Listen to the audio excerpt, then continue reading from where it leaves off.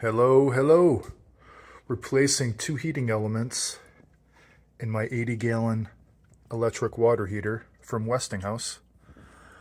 I have turned off the power and the water, and it is just about drained. Took almost half an hour. And I have already removed the upper heating element and put in new wires that comes with the kit. And here is the old one. Looks good. It was warm to the touch still working. The lower one is cool to the touch and wasn't heating up anymore. Called Westinghouse, and they said to replace both of them. It's kind of like tires. Don't replace one, you replace both. So it's a good idea. The other one's right here. And here's the new one. 5,500 watt heating element. Fun stuff. Need a standard screwdriver, pliers, Phillips, wrench. I don't have an 1.5-inch socket, but adjustable wrench will do just fine to get the old one out.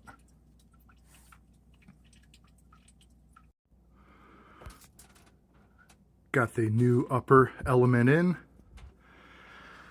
and taking out the lower one, having a bit of a difficult time, but here we go.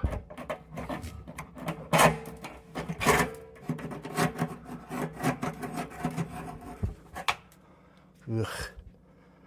Yep, distorted and all dirty. Nasty. Lower and upper. Yum.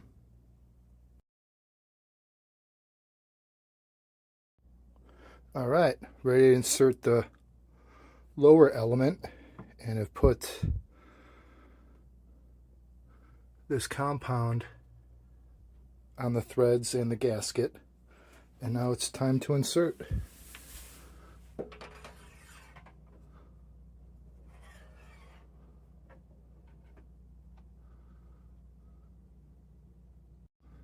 And now, started the threads. Just got to make sure that everything seats properly. Looking for the gasket to go uniform across. And then hook it back up and turn it back on. Alright, all installed. The gasket is uniform across all 6 sides,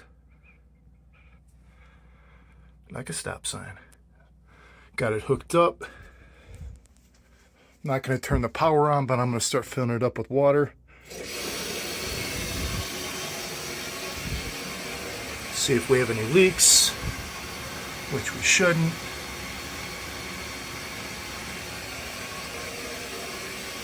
I'm going to put the covers back on and then turn on the power.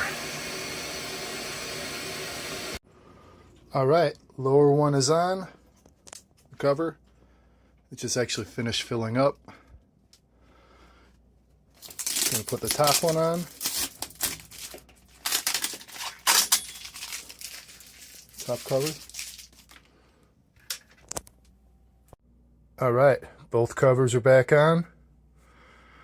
I bled the system, so I just actually closed the faucets upstairs, so all air is out. And now, moment of truth.